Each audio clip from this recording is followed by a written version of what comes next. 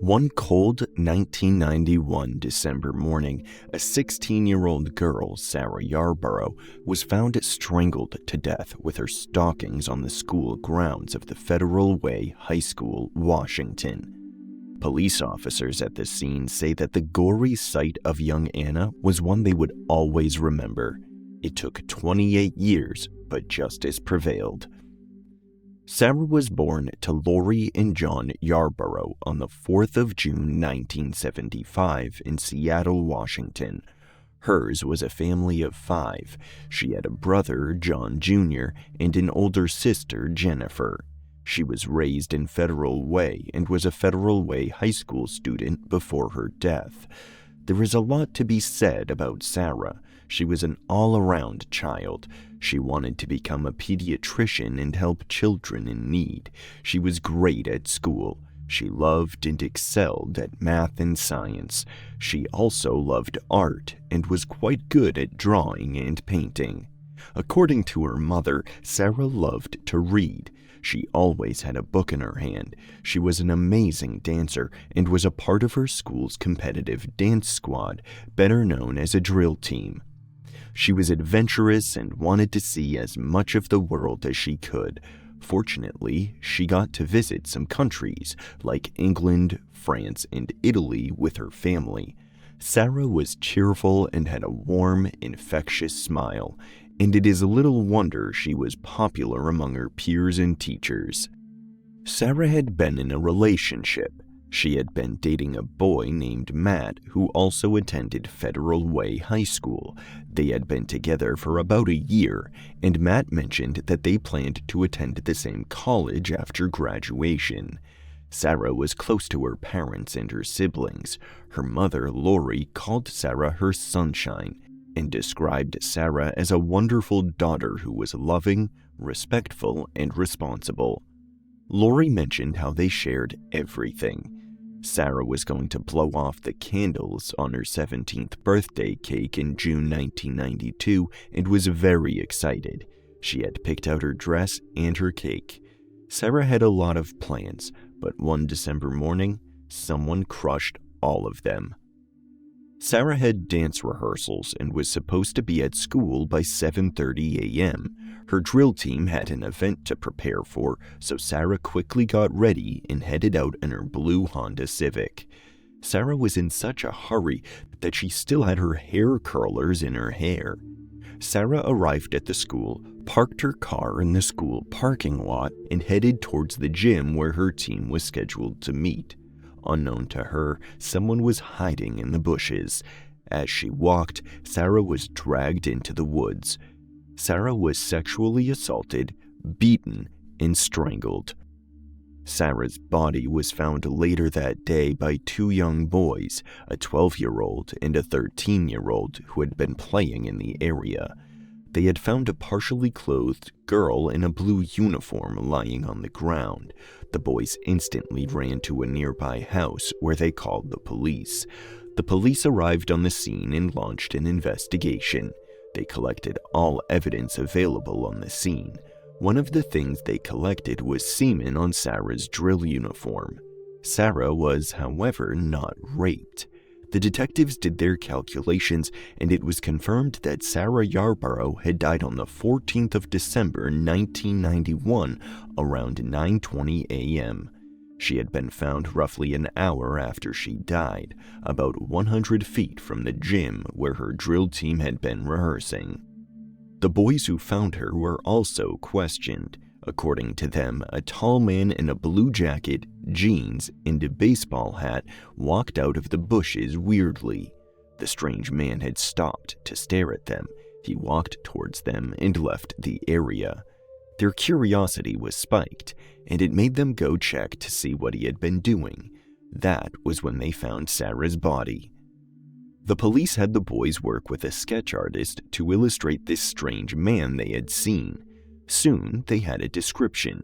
A 6-foot-tall white male with a mustache was suspected and wanted for the murder of Sarah Yarborough. Sarah's parents had said goodbye to her on Friday morning. This was a day before she died. They had to leave for the weekend to attend her brother John Jr.'s soccer tournament. Sarah's mother, Lori, wanted her to come with the family, but Sarah had her drill team event, so she didn't want to. Sarah, trying to put her mother at ease, invited her friend Amy Parodi to stay over for the weekend. Sarah wasn't going to be alone. She would be safe, so they left for the soccer weekend, not knowing they would never see her again. Amy mentioned they had spent Friday night eating junk food and watching TV.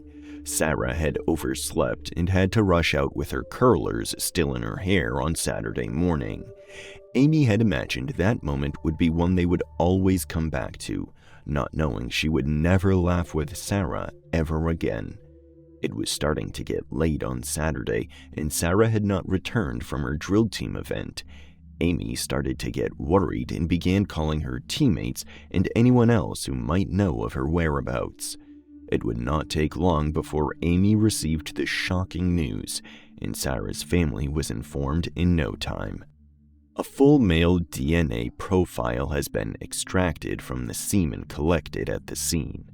The DNA was entered into the state and national DNA system for a match, but it came up negative. The police then released the sketch of the suspect to the public and urged everyone with any little information to come forward. There were over 4,000 tips from the public, but each one was followed to a dead end. Sarah's boyfriend Matt was supposedly one of the last people to see her. They had made plans to meet up after her event. Additionally, he was on the phone with Sarah the night before she died for about an hour, so naturally he had to be questioned. Matt was in pieces about his girlfriend's death, and he cooperated with the police. It was concluded that Matt had nothing to do with Sarah's death, as his alibi cleared and the suspect's DNA wasn't a match to his. Aside from the boys who found Sarah's body, there were several eyewitnesses to Sarah's case. A lot of people had seen something suspicious, but every one of them had dismissed it, and the dots only connected after the news of Sarah's death broke out. One witness, while jogging, had seen a man crouched on the floor kissing a motionless female. He looked the other way and kept jogging, thinking he had just caught a couple shamelessly making out. The jogger has also been able to give a description that corroborated with the one given by the two boys. Regardless of all the directions the detectives could gather, they couldn't find a suspect, and slowly, Sarah's case began to run cold. Sarah Yarborough's death shook and saddened the Federal Way community. Her school held a memorial service for her, with hundreds of students in attendance. Members of the communities also showed up to the memorial service to pay tribute to Sarah. Her drill team had performed a dance in her honor and dedicated their season to her. Naturally, in the time that followed, the people of Federal Way lived on edge. The murderer hadn't been caught, and no one knew if he would ever strike again. Sarah's family and friends were completely devastated by her loss. As time went by, they tried their best with their grief and the gnawing feeling of injustice. They held on to the hope that Sarah's killer would be caught and brought to justice one day. Trying to keep her memory alive, they celebrated every one of Sarah's birthdays and visited her grave every other day. Sarah's mother, Lori, became an advocate for victims' rights and cold case investigations. She joined a support group for the parents, families, and friends of murder victims and used her voice in various campaigns and events. Lori dedicated herself to this cause and helped raise awareness and funds for several unsolved cases. On the other hand, she kept in constant touch with the detectives in charge of her daughter's case. She never gave up. Sarah's sister, Jennifer, wanted to honor her sister by following in her footsteps, so she became a nurse and dedicated her career to helping others. Jennifer also named her daughter Sarah. Sarah's brother, John Jr., became a businessman and a father. In between the years, the investigators periodically re-examined the DNA evidence, hoping for a breakthrough. The police also kept the public in the loop as much as possible, hoping a new lead would turn up. By 2011, there was a new approach: genetic genealogy.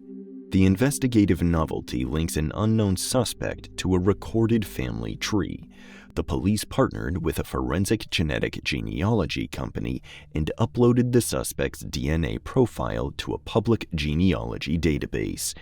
In 2012, they performed an analysis of the suspect's Y chromosome, and the investigation led to a distant relative with the last name Fuller.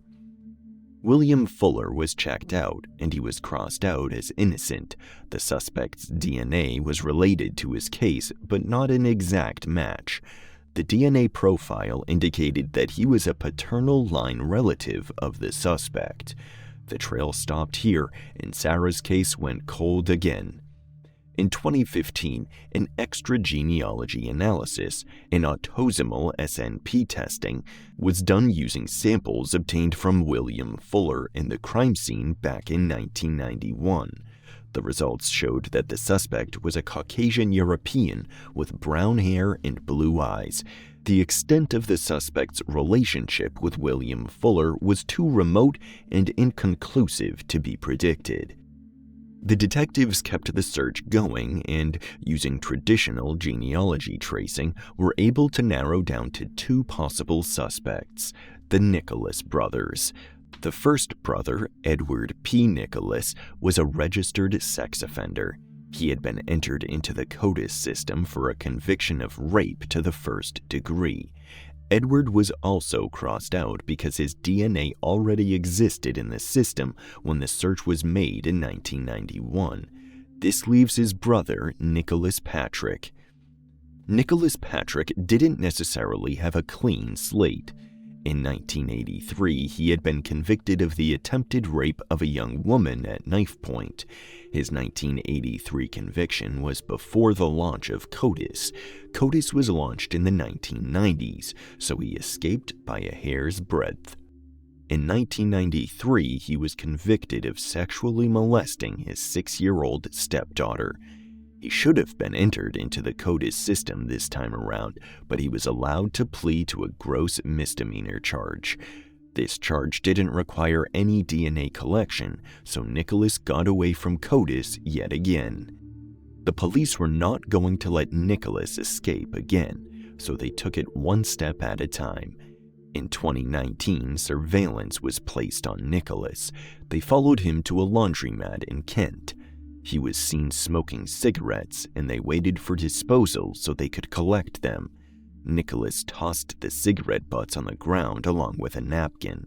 Once he was out of sight, the detectives collected these items and transferred them to the state crime lab. The sheriff's office received the results, and the DNA from Nicholas's trash was analyzed against the DNA found on Sarah's clothing at the crime scene back in 1991. It was a perfect match. On the 2nd of October 2019, 55-year-old Nicholas Patrick was arrested for the murder and assault of Sarah Yarborough at a bar in Kent. 8 years before Sarah's murder, 21-year-old Anne Croney had crossed paths with Nicholas Patrick. Sometime in June of 1983, Anne drove to a park by the riverbank in Richland, Washington to clear her head. She had been sitting on the hood of her car when Nicholas approached her and struck up a conversation with her. They chatted about the view, the area, and a little about each other, and then Anne noticed a shift in Nicholas. According to the reports Anne made to the police, Nicholas's voice became shaky and his breathing seemed strange. She was uncomfortable, so she told him she had to leave. Anne got into her car, and just as she was about to start the engine, Nicholas was by the driver's seat window holding a knife to her throat. He ordered her to get out of the car and had her take off all her clothes. Nicholas stuffed Anne's underwear down her throat to stifle her screams. He proceeded to walk her down a more secluded area by the riverbank. As they walked, Anne remembered that Nicholas had mentioned being unable to swim during their conversation. She dove into the water and swam as fast and as far as possible. In her own words, "I swam for my life." Nicholas was arrested for attempted rape soon after. During the investigation of Anne's case, the police discovered that Nicholas had just been recently released from a treatment facility where he had served time as a juvenile for raping 2 women and the rape attempt of a third. His approach has been the same as it was with Anne. He would approach them near their cars, strike up a conversation with them, pull out a knife, order them to undress, and rape them. While awaiting trial for Anne's case, Nicholas had confessed that he had a problem regarding raping girls. He claimed to have indeed wanted to rape Anne by the riverbank and knows it isn't right. He had requested help for this problem of his. Nicholas pled guilty, and the judge in charge of the case had sentenced Nicholas to the maximum term for attempted rape, 10 years in prison. Anne moved on with her life, thinking justice had been served. Unknown to her, Nicholas was released on parole after serving only 3.5 years on account of good behavior. His file noted that Nicholas had not broken any major law during his sentence, and neither did he have an alcohol or drug problem. In an evaluation, Nicholas was declared safe to be at large given an ongoing therapeutic relationship and parole supervision. In 1987, Nicholas Patrick was released from prison early, knowing he was going into an outpatient sex offender program. It's not known how much time he had put into the program. After Nicholas's arrest, the police contacted Anne Croney and invited her to Washington. Anne maintained that the system had failed her and had failed Sarah. If he had been allowed to serve his full sentence, Nicholas would still be behind bars on the 14th of December 1991, and he would not have been able to murder Sarah. At the time Sarah was murdered, Nicholas was 27 years old. He was a divorcee with no known friends. He worked at an auto parts shop and lived a few towns from Federal Way. He had no car and was transported by bus. When Nicholas was being investigated, the detectives discovered that his daily bus route goes past Federal Way High School. There was nothing else that connected Sarah and Nicholas. Nicholas's house was searched after his arrest, and detectives described his home as almost like a lair. There was no electricity, and they found stacks of pornography. In one of his drawers, there was a 1994 newspaper with news of Sarah's case on the front page. There was also an old cheerleader's picture cut out from a magazine. It took 3 decades, but on the 17th of October 2019, the path to justice for Sarah Yarborough became clearer. Nicholas had his arraignment hearing. He was charged with first-degree premeditated murder, first-degree murder with sexual motivation, second-degree murder with sexual motivation, and criminal possession of a weapon. Nicholas pled not guilty and went to trial in May of 2023. His previous criminal record was not allowed to be entered as evidence as the judge found it to be prejudicial against him. The defense suggested that Sarah's boyfriend, Matt, was the real killer and his alibi was planted. The prosecutor countered with the fact that all 13 alleles found on Sarah's clothing matched the DNA found on Nicholas's cigarettes. The defense also raised an argument to discredit the DNA. The forensic scientists used the random match probability, RMP, to evaluate the chances of finding the same DNA profile in another individual that would not be biologically related to Nicholas. This statistic showed a chance of 1 in 120 quadrillion. In addition, the DNA found under Sarah's fingernails was also calculated to be 590 billion times more likely to come from Sarah and Nicholas than from Sarah and another unrelated individual. However, the defense argued that the forensic scientists had miscalculated due to bias in the DNA databases. Also, the RMP method does not account for the likelihood of familial matches. Hence, it was not appropriate for assessing the significance of the evidence presented. The defense moved to exclude the forensic DNA evidence from the trial, but the court denied this motion. The defense also noted that the description of the two young boys was inaccurate. The boys described the tall man as having a pockmarked face, whereas Nicholas had clear skin. The prosecutor alleged that the skin looked very similar to Nicholas, and the pockmarked description could have been for several reasons. He might have had a skin reaction back in 1991. His face might have also been red and marked from scratches Sarah might have given him. His DNA had been found under Sarah's fingernails, so it was highly likely that the latter was the case. In addition, the defense questioned retired detective Michael Hatch, one of the detectives who responded to the scene, on the methods used to investigate the case. The defense attorney, David Montez, had asked if polygraphs were used to clear the suspects, and Detective Hatch had confirmed. The defense attorney had also asked Detective Hatch about the possibility of hypnosis being used on suspects by one of the detectives. The two young boys who found Sarah took the stand as key witnesses. Although they were 12 and 13 years old then, they remembered the incident well. One of the boys, now a man, Andrew Miller, was very helpful in his testimony. He identified Nicholas as the older version of the man he had seen that morning. He walked the court through the beginning of his day to how they had found Sarah. He even used a map to explain to the court properly. His testimony was unchanged from his first recount back in 1991.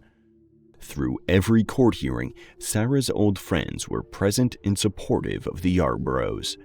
The testimonies lasted 9 days before the case went to the jury. The jury's deliberation lasted 2 days, and they returned with a verdict. Nicholas Patrick was found not guilty of premeditated murder in the first degree. He was found guilty of first-degree and second-degree murder with a sexual motivation. 2 weeks after the jury's verdict, the court adjourned for the sentencing hearing. The prosecutor had asked for ample time for every one of Nicholas's crimes. Several people, including family, friends, and even the two boys, took to the stand to express what Nicholas had done to them all. Sarah's mother, Lori Yarborough, told the court how her daughter's bright future had been ripped off her teenage hands. She requested that Nicholas be given the maximum sentence for his crimes. In Lori's statement, Nicholas has already gotten 28 years of freedom that Sarah would never have, and he shouldn't be allowed to harm another vulnerable woman. Sarah's younger brother, who was 11 years old at the time, shared his memories from after his sister was murdered. He recalled the pain in his father's voice when he called to let him know of his sister's murder. He had not forgotten the tears of his parents as the sound of their cries bounced off the wall of their home every night as he lay in bed. Amy Parodi expressed how Nicholas's actions had exposed her teenage self to evil. Another friend had described how evil Nicholas was and how all of their innocence had been taken from them. Anne Croney had not been allowed to speak during the trial, but had been given the opportunity during his sentencing hearing. Nicholas had been said to be expressionless and unremorseful during every court sitting. However, Sarah's friends and Anne noticed that he appeared shocked when Anne took to the stand. She described herself as the one who got away. She asked the court not to make the same mistake of letting a predator like Nicholas go once again. After everyone had spoken, Judge Josephine Wiggs also addressed the court. Nicholas Patry was sentenced to 45 years and 8 months, the absolute maximum sentencing. Friends, family, and supporters of Sarah Yarborough were in utter relief that justice was finally served. Even though he was free for a long time, they are determined to make it count by keeping Sarah's legacy.